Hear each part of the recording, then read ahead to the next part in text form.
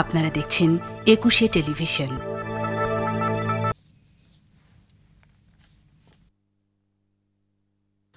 ভিসির স্ত্রী, ছেলে এবং মেয়ে প্রার্থী হয়েছেন শিক্ষক পদে, আর ভারপ্রাপ্ত রেজিস্ট্রার নিজেই রেজিস্ট্রার পদে প্রার্থী।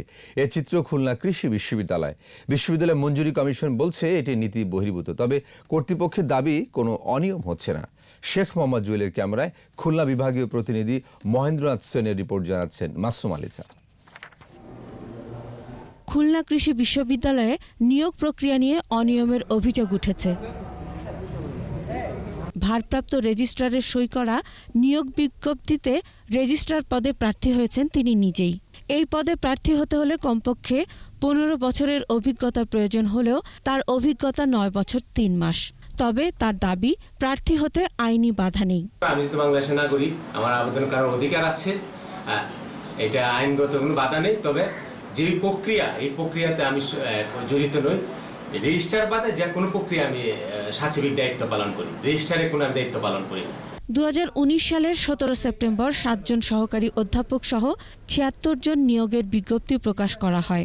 শিক্ষক পদে আবেদন করেছেন ভিসির স্ত্রী, পুত্র ও মেয়ে।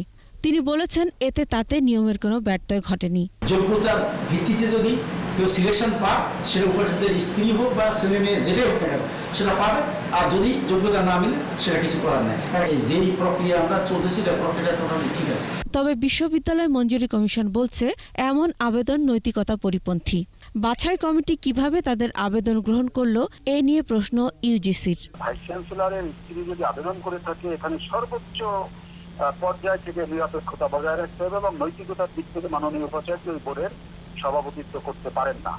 আর রেজিস্ট্রারের যে বিষয়টা হলো, নিয়োগের সময় উনি যেহেতু আবেদন করে থাকেন, এই কয়েকদিনের জন্য হলেও ওনাকে উচিত ছিল এই ভারপ্রাপ্ত না থাকা। 2019 সালে খুলনা কৃষি বিশ্ববিদ্যালয়ের কার্যক্রম শুরু হয়।